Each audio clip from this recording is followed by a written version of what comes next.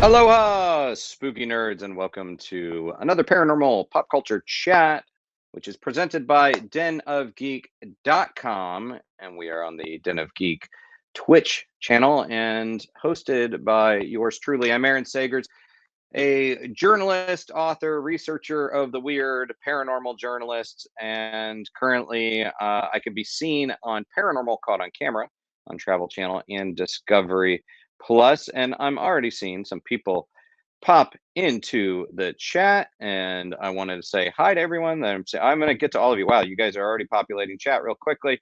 I'll get to you all later. But December. It's December, and as the song says, it's the most wonderful time of the year for scary ghost stories. And my guests today have more than a few of those to tell. For 5 seasons on Kindred Spirits, Amy Bruni and Adam Berry, as well as psychic medium Chip Coffee, have uncovered mysteries behind unexplainable paranormal anomalies across the country. And now they are back for a 6th season to dive headfirst into the underbelly of America's most haunted locations, to solve mysteries, to appease tortured souls, and even confront aggressive entities. Kindred Spirits is premiering its 6th season Saturday, December 18th at 10 p.m. Eastern on Travel Channel, but it's debuting same day on the Discovery Plus streaming platform. And in 10 episodes, they head to Arkansas, New York, Maryland, Vermont, Wisconsin, New Jersey, but they kick things off in Massachusetts with the episode The Undertaker's Secret. Okay, so get your questions ready because we are going to bring them in. The stars and executive producers of Kindred Spirits, Amy Bruni and Adam Berry. Hey guys. Hello. Hey. Hey everyone. Hey. Thanks for joining, guys. Of course.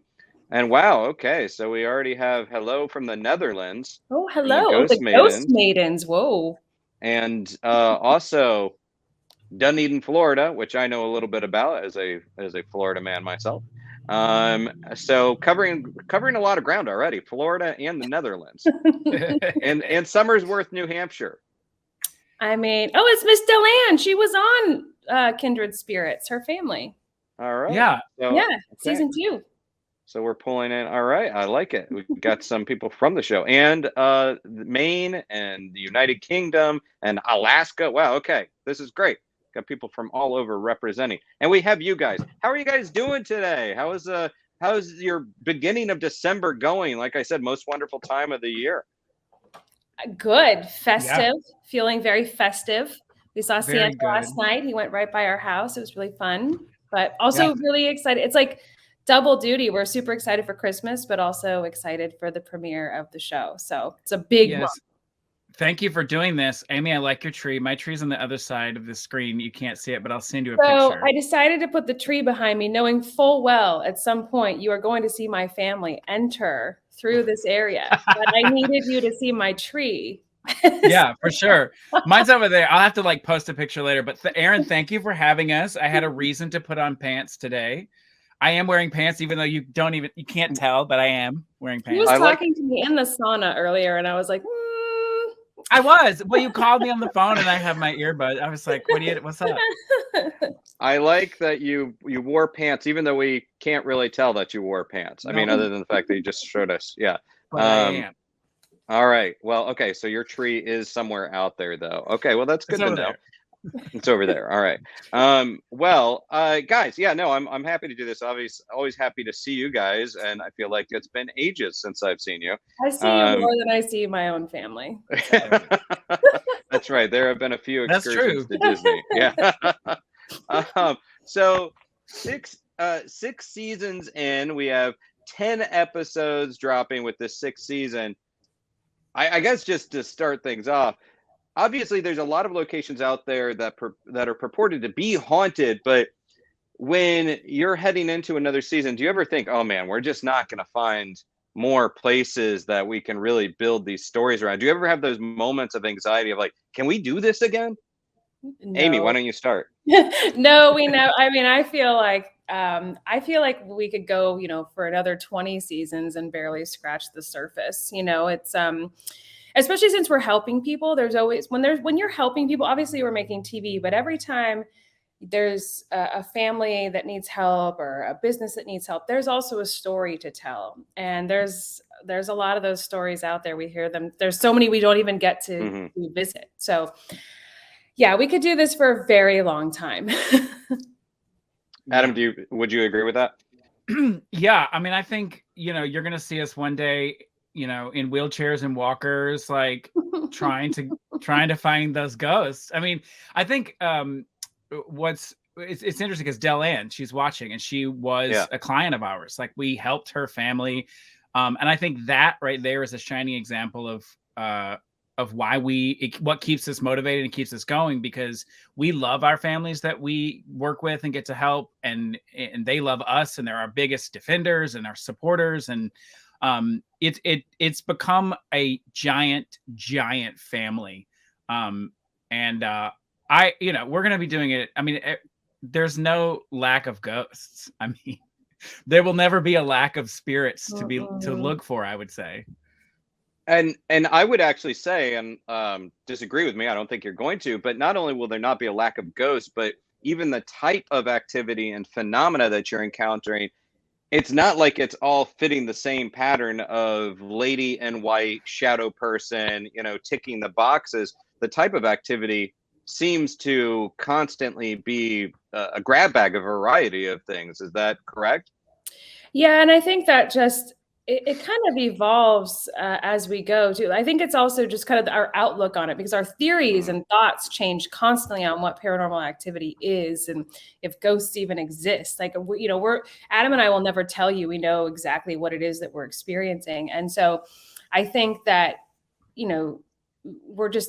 because we are going to so many places, we are encountering a lot of very different types of activity, but also we're experimenting so much. I think that with these experiments and these different theories and methodologies, we might actually be kind of encountering things that have always been there, but maybe we weren't talking to them the right way, or we weren't approaching it the right way to experience them. Yeah. Adam, do you have anything to weigh in on that? No. Oh, okay. Well, Adam, you tell me. I read in a press release, Adam referred to this season as a supernatural Pandora's box, which I like. I like that. How would you say this season overall is different? Well, I think there's a lot. That's a loaded question. Okay, so Amy and I have been working together for a very long time, and I think every time we investigate together, I think we build upon something that we've always done, and I think that grows. And when that grows, I think our activity and our interactions with the spirits are more intense, and that happens this season. Like Amy said, the experiments that we do give us results that are weird and very odd and very strange, and we still don't know what some of those experiments mean. Like, it's something that we just cracked the surface. It's as if the spirits sort of find us. We know that we're going to this location to help. We know what their situation is, but we never know what we're getting ourselves into. And this season by far was a big example of that. Well, and so the premiere episode on December 18th, The Undertaker's Secret, it's you guys travel to East Bridgewater, Massachusetts, and someone asked in the chat if Chip Coffey is still helping. Yes, and in that first episode, he is dialing in remote, but he is still there. Now, this is a building that is said to terrorize anyone that enters. And I kind of want to actually, you know what? Instead of me yammering on about it, why don't we just show a little bit of a tease of it, and then we'll come back. You guys give us a little bit more information about it. So here we go. Here is a tease of The Undertaker's Secret, the premiere episode of Kindred Spirits, season 6. There's something kind of darker in here. I think there could have been a lot of negativity because of Masonic rituals and stuff. Whoa! Somebody just yelled very loudly, "Get the f*** out!" I got a message for you. The dead are in the basement. Oh. I don't know if you know this, but you're deceased. You're no longer a part of the living. I'll come back. There's a really creepy whisperer that just said that, and something's touching me. That's really strange. There's more to this basement than meets the eye. East Bridgewater Police reported line. Right now, they're treating it like a crime scene. The dead want a voice. We just want to help this family. The living need our help. Have you always been here? He was watching already.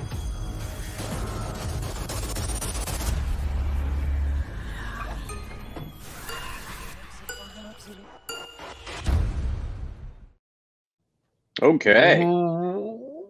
That's quite the I mean, I tease. get chills seeing that, and I was there. Right.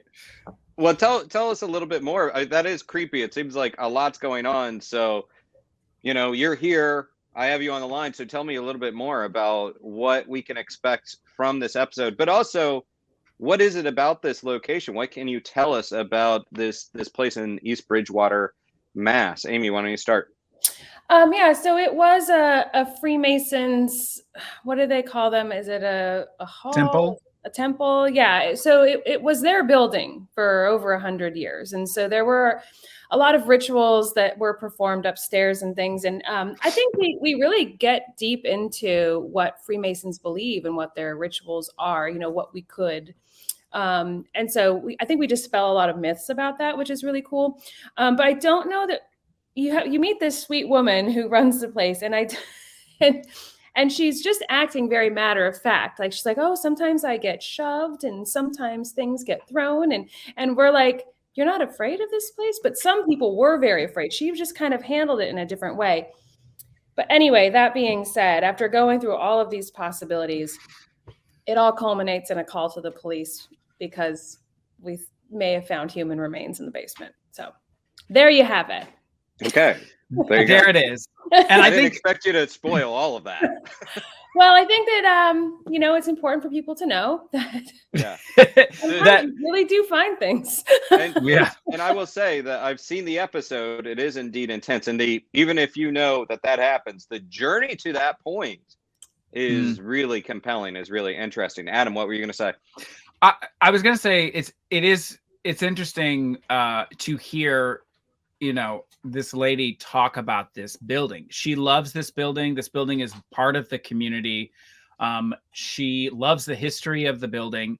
She knows that it's haunted, but I think the big factor for her is there's one half of the building that was going to be rented out by somebody else.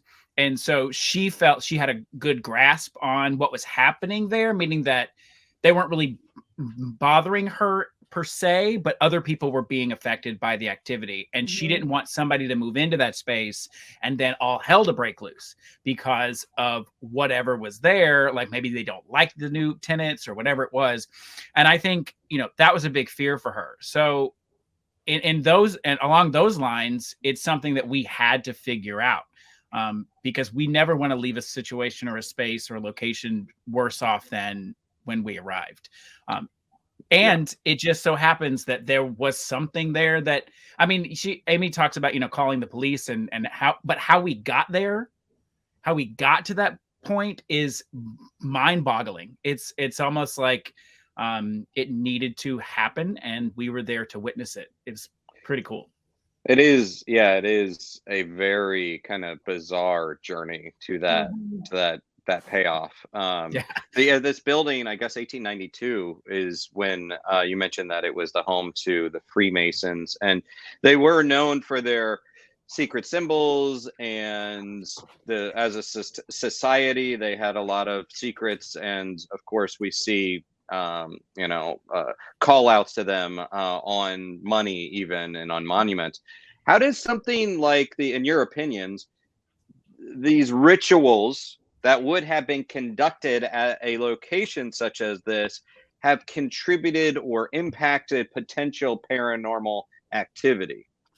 Well, I think we think about that a lot, just in the sense that anytime someone is doing any sort of ritual, they're putting intention into a space, they're putting energy into a space, and it doesn't matter what their belief system is really. Like, and again, this is all theory on our part, but you Right. know, we feel like if you have a space like that, where over the years, you know, there have been so many people in that upstairs room doing these very intense, very thought out, ancient and very important to them rituals like that, that could infuse that space with some sort of energy that could later on act out in some way, either feed existing paranormal activity or become its own paranormal activity, or even inspire former Masons who found that place to be sacred to them to come back from time to time. So it does, you know, there's a lot of possibilities there.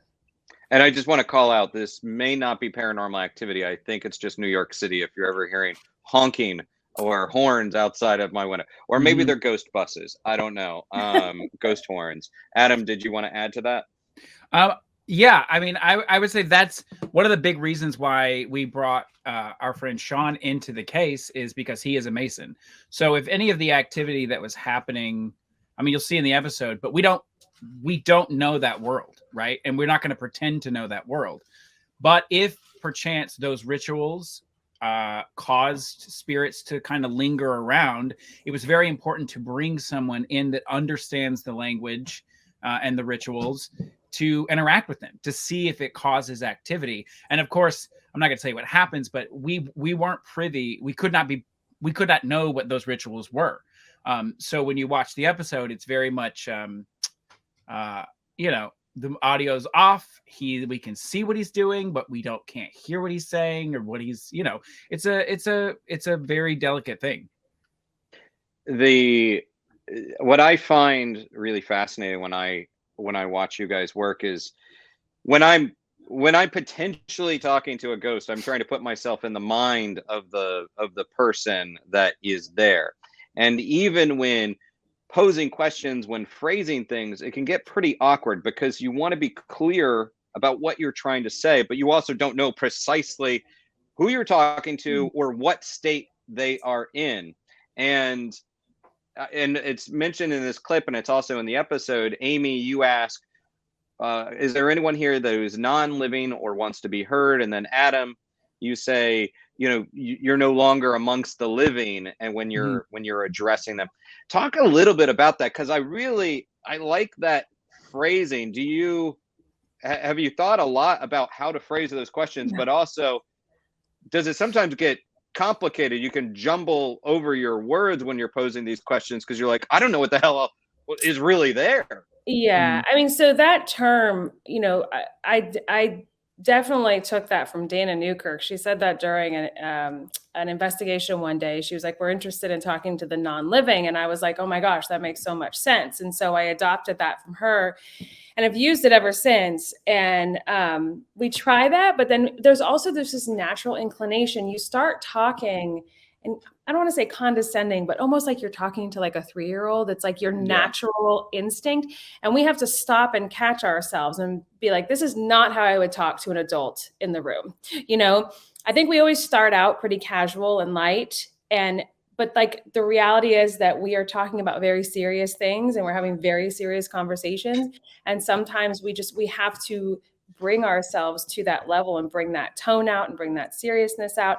And so, I think we started like getting to know anyone. We're very, like I said, casual and we're nice and introductory, but then we do have to get down to business at some point. Yeah, the idea of thinking about it in terms of, like either I said interview, but also maybe talking to someone at a party or at a bar when you're trying to get to know them, asking some of those basic questions. Adam, sorry, I interrupted you. No, not at all. I mean, I think the other side of that is, you know, these spirits, probably most of them have not been addressed in the way that we are addressing them, right? Most of the time, the people that we're helping are frightened. They're terrified. They don't want anything to do with them. They don't reach out to them. They don't talk to them. And so it's clearing up the confusion. It's like, we're not trying to talk about, we don't want to talk to the people that are with us, you know, our camera operator or our, you know, Bree, our sound person hiding in the corner. We don't want to talk to the living. and we want to differentiate that. And I think it does help, because they're like, oh wait, if they know, they're like, oh, they're talking to me. But then sometimes they don't know that they've passed on, and we have to address that kind of situation. Yeah, well, first off, Adam, follow up. Your Aunt Wanda is here. So Wanda! House. She's my favorite. I wish I could get her picture. I have her glamour shot over here, just shining. It's always out. I love it. But secondly, yeah, have you thought about, maybe some of these questions shouldn't be posed in the past tense, and maybe it should not be like, do you know you're dead? Instead of like, are you dead? Are you here? Are you continuing on with your life? Yeah, well, I think we try it all. Yeah, the biggest example is the the Crocker Tavern, the Ghost Train episode with the Crocker Tavern House. I mean, she just didn't know she was passed on. She just didn't know. She was sort of replaying this moment over and over again. And we showed her death certificate, and she was like, "Oh," that's what she said in the EVP. She's like, "Oh, okay, I get it, I see it." And we don't know why that happens. We just don't know. Something that I think you guys, obviously the notion of utilizing researchers, we've seen it in some other shows, but I really have noticed how much time you spend with researchers in your show, in Kindred Spirits. And you reach out to these local librarians, these historians, and it kind of blows my mind, because the things that they're busting out, the things that they're showing you, the stuff they have on hand, it's not stuff that you can just find online. I mean, do you ever, and in this episode, you talk to a gentleman who is, bringing out a lot of documents. Is that ever cease to amaze you and make you appreciate these very local historians that are keeping all of these documents and keeping this local history alive? I mean, local historians and historical societies are a dying breed. Like, it really is. It's something that, unfortunately, and a lot of our younger generation, they're not taking as big of an interest in that. And so you go into a historical society, and it's usually like this really wonderful 80-year-old woman, and she knows everything that happened in the town for the last 200 years, and she can pull out anything specific that you need. And you can't find that online. And it never ceases to amaze me what they remember. And even so, we never go based just on memory, but they can produce documents, they can produce maps, they can produce photos, things to verify what it is that they remember. And sometimes artifacts we can take back to the investigation and use to trigger or to show these spirits that we know who they are, who they could be. And so it's hugely impactful. It's super important. And I think we constantly try to spread the good word of, support your local historical society. The one right up the street from me is open 2 hours a week, and it hasn't been open since COVID, actually. So they need us. And so if anything, I think they love paranormal investigators for that reason alone, especially investigators who are trying to get their history right, which is huge. Right. Yeah. And pushing past, the lores and legends are very important as well, but parsing that from the actual history. Adam, you mentioned, I think this came from the press release, you do mention there's some new experiments that you try this season. Is there anything that you can tease out? Wow, that is that is a serious grin, like as if but you're not going to say. We killed I you. die. Maybe, possibly die. We don't really know what it was.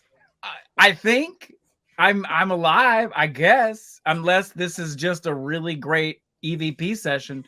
I think Amy and I always have to think outside the box, and it's not because we were just like doing it for I was gonna say S and giggles, but I don't know if I could say the word S. On... I'm not gonna stop you. It's Twitch. You're loud. S and giggles. We're not doing it just I don't know if Aunt Wanda would approve, but Wanda, she would. She'd love it.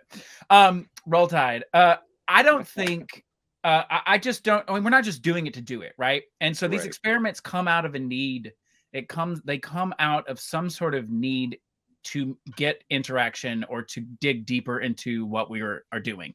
There is an episode where Greg Newkirk joins us. And if those that know Greg and Dana Newkirk, they love to think outside of the box just as much as we do. And Greg had this idea for something that would connect us deeper to those that we're trying to talk to.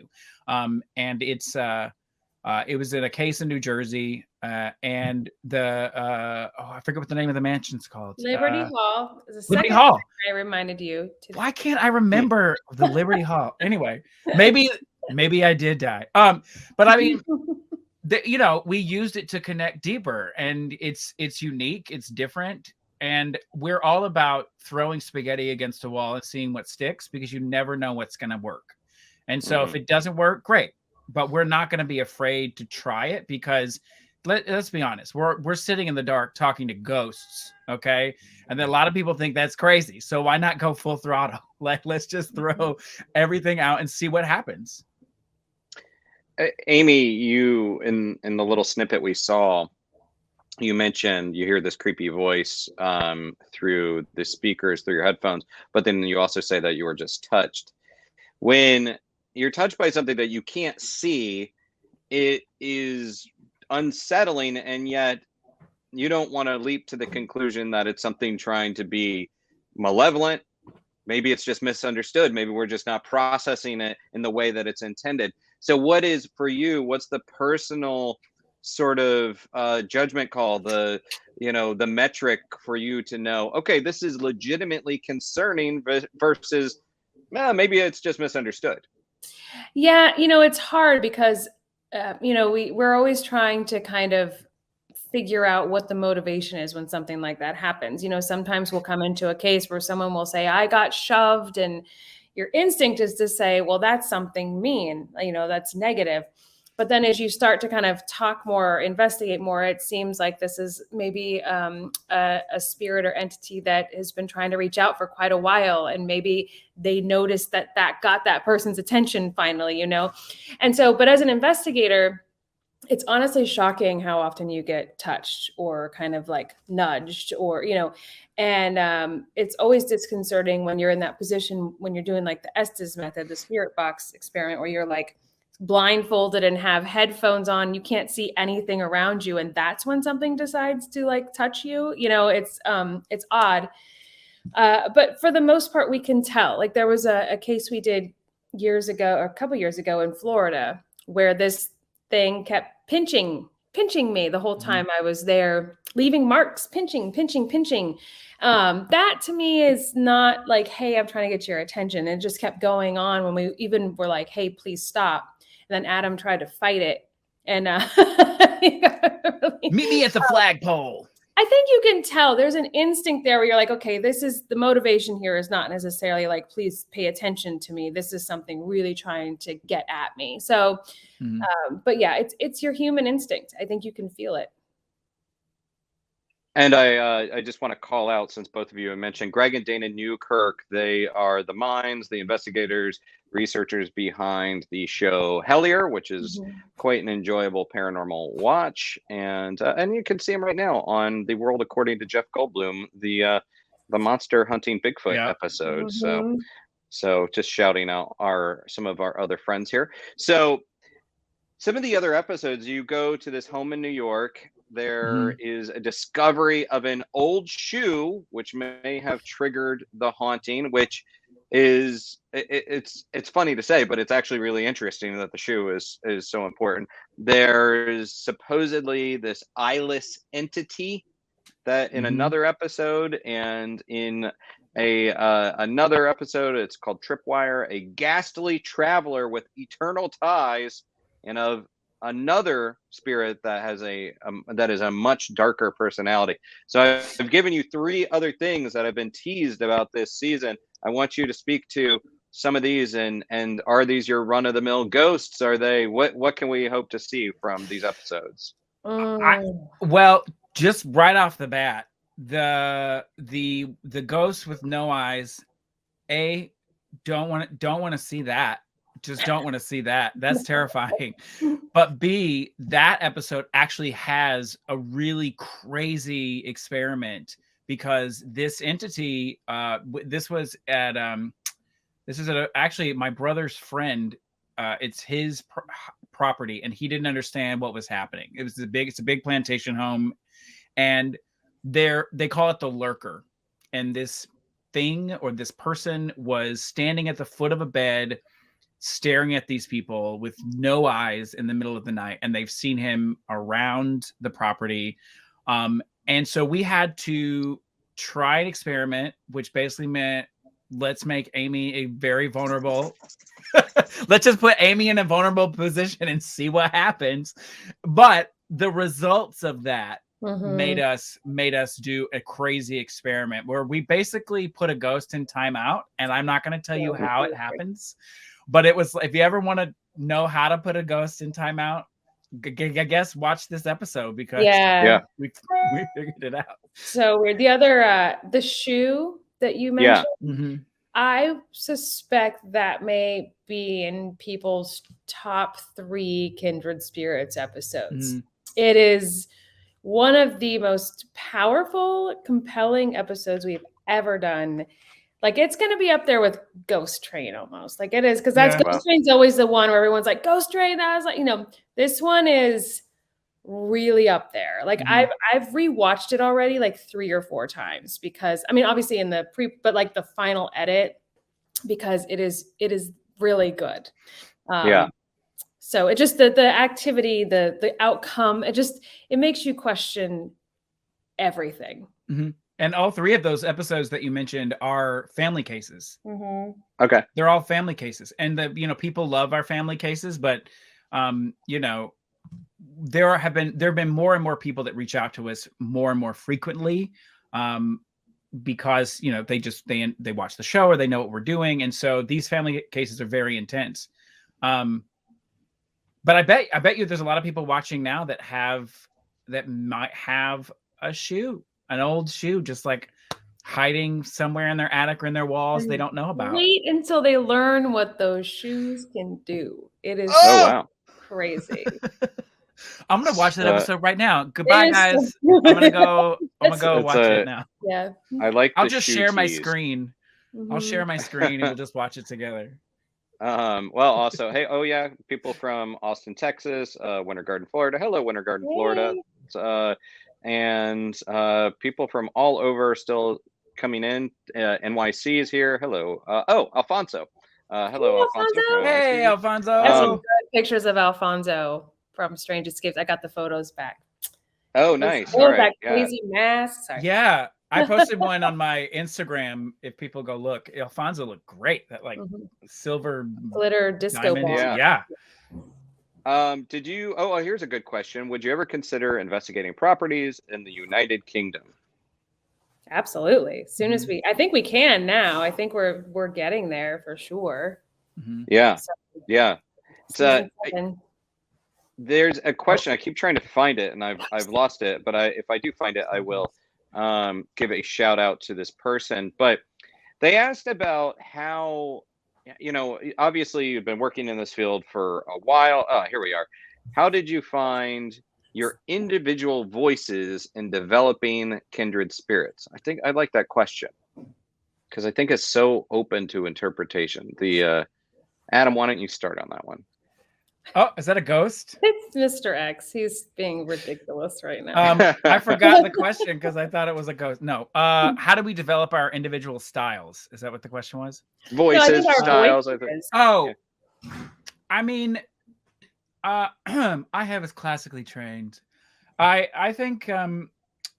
We just never back down. Yeah. Honestly. I think we learned and we realized that in order to keep doing what we wanted to do, we would have to do so while maintaining our integrity. And that in order to do that, we have to speak up and we have to defend ourselves and we have to do things right. And so when you have that confidence, when you're like, I think that Adam and I agreed early on, like it would be better to lose everything, but maintain our integrity than to sell out and, keep doing, but I think that we're really lucky in that, in the sense that we've never even had to come close to like selling out. We've got a wonderful team behind us with our production company and travel and discovery. And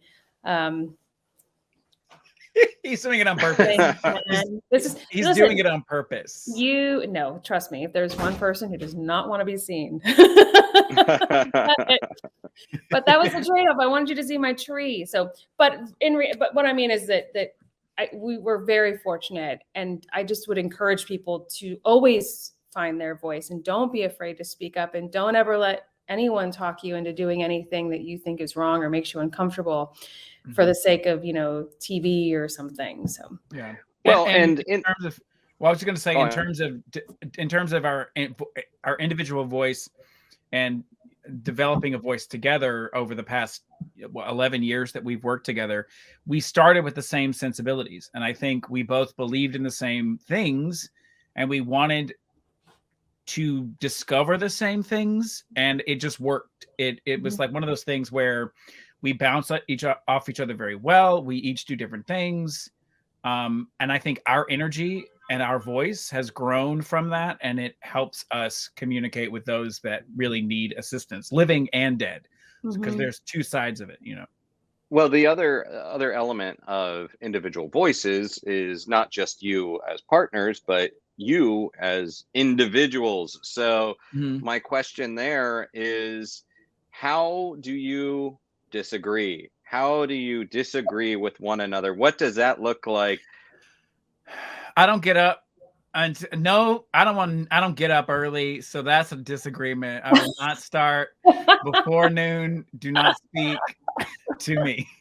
That's a disagreement. I mean, we've not had any like knockdown, drag out kind of disagreements. We've definitely had little like bickering moments here and there, but like it's very sibling like, and I think it just comes with the territory of being together for, multiple days, weeks, months at a time, but also just kind of, we're both very passionate about what we do. And so, but it's really not that common, but I'm sure there's been some moments where the crew is like, mommy and daddy are fighting. Exactly. But I think that comes out of, maybe there is, we sometimes like to explore different things on a case. And so I think, wait, is Alexa talking? What's happening? Oh, she did talk. Oh, well, a ghost. I think, we like to explore different things on a case, and we have to remember that each of us, while we are working together, we do have different ideas. And even if we are like, oh, that idea, we have to do it. And there have been times where she and I are like, we're on a different page, so to speak, but then we needed to explore those options to get on the same page. And so those things happen for sure. Yeah, it's not common.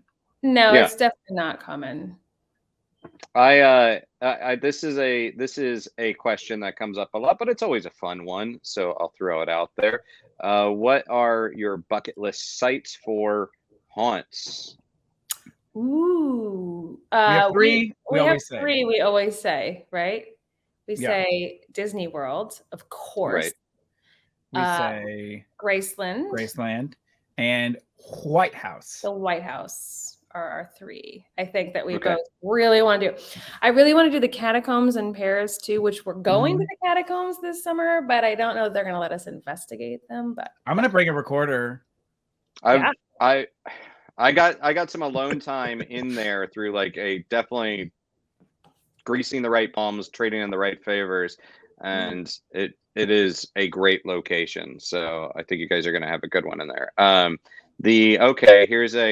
This is a softball from someone we recognize, but I'm going to throw it in there. Jessica asked, what other special guests are on this season? Well, Jessica. Well. Let's see. We have Greg Newkirk, John Tenney. We brought in Sarah Coombs, who I don't think anyone has ever seen on a paranormal show before. We were investigating an asylum. And of all of the asylums we've ever investigated, I don't know why we never thought to actually bring in like someone with a psychological background. And so our friend Sarah is a psychotherapist. And so we brought her in to kind of guide us on the investigation and tell us how we should be approaching the spirits there. So that's exciting. We also brought in a client that we helped to help us on a case. So someone on a previous season we asked her to come in and assist us because she was nearby, and we knew that she knew some stuff that we didn't. So that's cool. Yeah, we're not afraid to ask for help. Yeah. All right. That's the one thing. Like, we are not going to pretend like, yes, we know a lot, but we do not know everything, and we are not experts in everything. So when we can bring in an expert that is an expert in that to help us figure it out, we're not ashamed, because that's how you get results. And our own people at Den of Geek are saying you should go to Graceland. Sure. Someone knows someone who can make this happen. Come on. Lisa Marie. Anyone. Except Elvis isn't dead. He just went home. We don't know. We could find out. Yeah. We could find the ghost of Elvis. I don't know. I'm going with aliens. Elvis. You don't sound like Elvis. No, wait. What's that song? Walking in Memphis. If you sing one more bar, we're gonna have to spend a lot of money on licensing. So I'm not gonna sing anything else. Sorry, no. We've made that mistake. This is kind of a nice comment. Just the the Louvre Museum. People are throwing out a lot of options for you guys. A French bakery, a winery. I think a vineyard would be great. We investigate a vineyard all the time. Yes, yes, and you'll be going back to Belvoir with the Strange Escapes event company next summer, right? Yeah, June. Yeah, that sounds about right. Yeah. I mean, actually, that's a good point to bring up some of the other things you guys work on. So Amy runs the Strange Escape, a paranormal tourism company. You guys are busy with a lot of other things. It's not just you two in the dark all the time.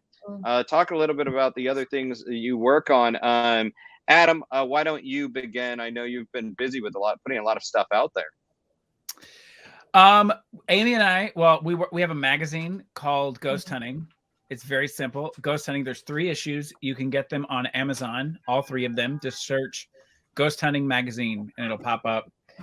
We're hoping that there is another issue in the works. So where did she disappear? I don't know. She ghosted us. I know. There it is. That's the newest issue. That's the newest issue. I'm gonna throw a softball at you, Adam. Okay. Oh, what else are you working look at on, that. I have a tiny shop where I put ghosts on things, and you can buy them. And it's adamberryapparel.com. That is one of my embroidered hats. Everything is ready to go, ready to ship for Christmas. So that is something that we work on. We always have irons in the fire. I was gonna say fires in the iron, but that makes no sense. Fires in the iron. That makes no sense. And Amy, what are the other ways that people can support you? Other projects that you've got going on? We did mention Strange Escapes, which is it's a haunted travel company. We plan crazy paranormal adventures all over the world now. We're doing a big cruise this summer and a lot of other events coming up for 2022. And usually you or Adam are at them as well, which is really fun. And then I have a podcast called Haunted Road, which season 2 premieres January 5th. And actually tomorrow, the live episode that we recorded at Mount Washington drops tomorrow. So yay. This is the bonus episode. Yeah, it's a bonus episode. And you were my guest because we were talking about Eastern State Penitentiary. So the tables are turned. I interview Aaron Sagers. And and it's actually really cool. The first half is all about the history of Eastern State that I had no idea about. And so subscribe to Haunted Road and get ready for that podcast to drop tomorrow and season 2 coming soon. And you can pick up her book, Life with the Afterlife. That's available out there right now. Great Christmas gift. And we will all be in Las Vegas for the Las Vegas Para-Unity event. And a bunch of people in the chat are saying they're going to be there. So fabulous. You guys come up and say hi to everyone. Before I let you go, I guess the final questions. Let me see if anybody else is putting any other questions. Well, this is just a nice one. Haunted Road is the bee's knees. The bee's knees. Hey, Haunted Road's the bee's knees. So much fun to do. So I love that people love it. And Adam's, I put ghosts on stuff. So you're a scream. Hey, you're I put a ghosts on scream. things. Hey. The cat's yeah, pajamas. But before I let you guys go, okay, like I said, I opened with talking about Christmas and the holidays. So, do you have anything that is sort of a fun, spooky activity where you combine the paranormal with the holidays? Yeah, during Christmas season. Anything that you do that combines both of these worlds? That's a good question. Well, I do enjoy a good Krampus card. Yes. Krampus is a thing. If that movie Krampus, I actually really like it. I know It's stupid. good. It's a great movie. I think it's Fun movie, really yeah. good. Tony Collette. I like doing stuff like I like that kind of movie. There's a new one that's on called Elf or Elves from the Netherlands. It looks Oh yeah, creepy. that's. Did Right. you watch The Boy Called Christmas? It's Not yet, but it's it's on the list. so good. It's very Well, magical and. Such. I mean, I feel like we need to get back to the paranormal and Christmas connection. I mean, we do have a couple great ones out there. Krampus, Gremlins. That's a holiday. Yes. That's a Christmas Which Charlotte movie. has fallen in love with. She just ordered some vans with Gremlins on them. So Good to know. Hopefully she will not feed her gremlins or her mogwais after midnight. she totally would.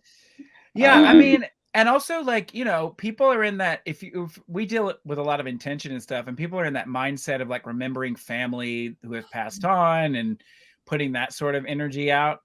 And I think maybe they show up, maybe they're a bit more active and around during the holidays because they know that you're thinking about them. And I think so. I think there's something too. to that. I mean, we all get super nostalgic and I think we all think about people we love to have passed on at Christmas. And I think that brings them back in some way. That's my child. There she goes. Yeah.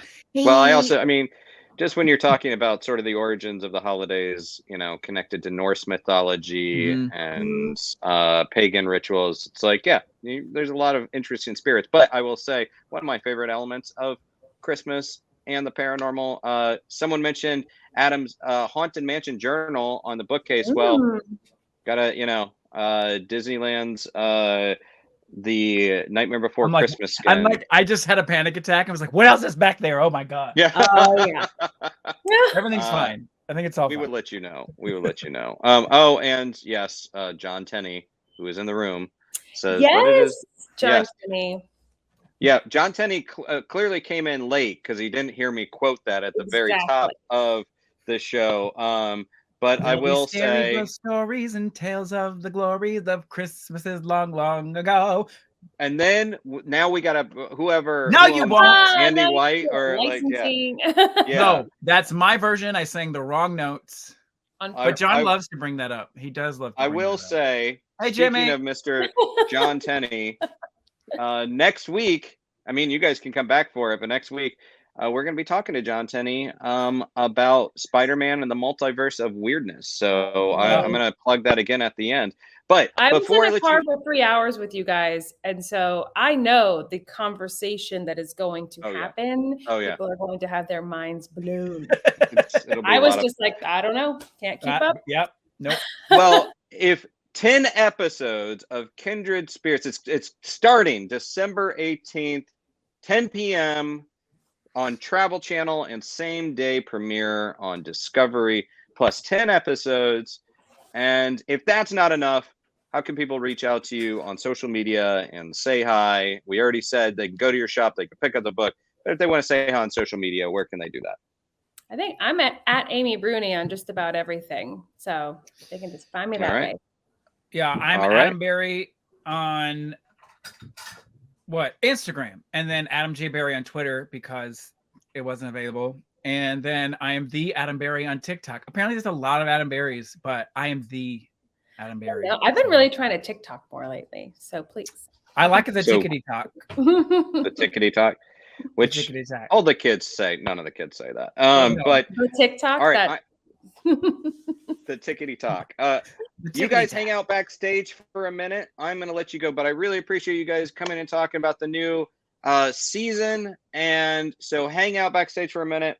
And everybody that's out in the audience, don't you go anywhere, because I'm actually going to show this clip again, the cold open from Kindred Spirits, the first episode of season 6. So thank you guys for joining, and I'll talk to you guys in a minute.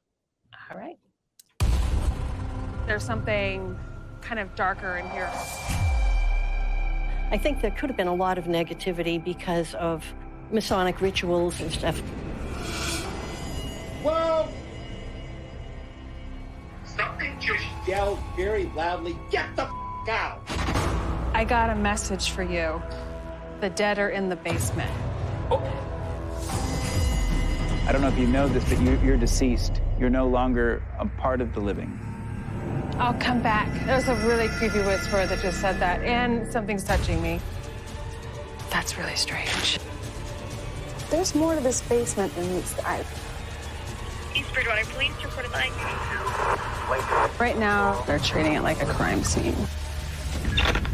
The dead want a voice. We just want to help this family. The living need our help. Have you always been here? He was watching already.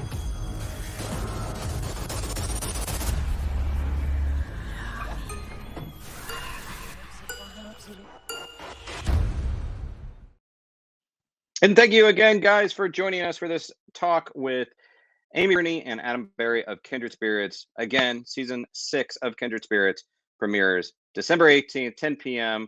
Travel Channel, same day on Discovery Plus. And thanks to Den of Geek for supporting this and presenting these paranormal chats. And you guys can give me a shout, patreon.com/Aaron Sagers, @Aaron Sagers on social media, Twitter, Instagram. And check out Paranormal Caught on Camera on Travel Channel and Discovery Plus. And hey, you should come back here next week, December 14th at 4 p.m. for Spider-Man and John Tenney's Multiverse of Weirdness. Because in Spider-Man No Way Home, which premieres next week, the Marvel Cinematic Universe heads down the multiversal rabbit hole. But this universe's Mr. Strange, paranormal researcher John E.L. Tenney, is going to join me for a weird talk about real multiversal and parallel dimension theories. That's December 14th, 4 p.m. next week. So we will see you guys then. And wherever you are, keep it weird and stay spooky.